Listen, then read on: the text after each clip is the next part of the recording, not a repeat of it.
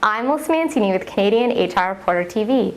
I recently sat down with Wysynski, an associate at Watershed LLP in Oakville, to talk about what HR professionals need to know about constructive dismissal. So when you're evaluating whether or not, as an employee, when an employee is looking at whether or not they should stay in a modified position in a constructive dismissal case, the employee will need to consider tangible elements such as the nature of the position, the modification, degree of modification to the terms of the position, the responsibility, pay, but also a significant consideration is the non-tangible elements, which are the work environment itself. Will there be a new stigma or humiliation, embarrassment?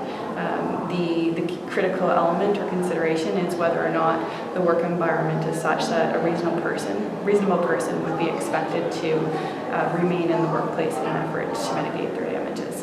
What was the outcome of the Supreme Court case Evans versus Teamsters? The decision in Evans versus Teamster, it's a decision coming out of the Supreme Court of Canada, and in that case the court was considering a case of a wrongful dismissal, so the individual was actually terminated. But the message that came out of that case was that the duty to mitigate is the same in both constructive and wrongful dismissal cases, and the burden rests with the employer to establish that mitigation, the efforts of the employee was not reasonable.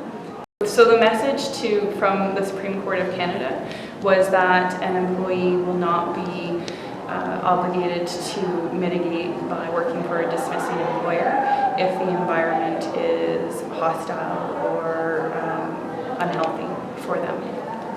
What else should HR know about constructive dismissal? I think just to sum it up is you need to be nice, communicate your message fairly and with respect, and know that you do have flexibility, particularly when your changes in your institution are motivated by financial considerations, that you have the right and the ability to make those changes, and that an employee in most cases, provided that the environment is healthy, will be required to stay to mitigate in the new position.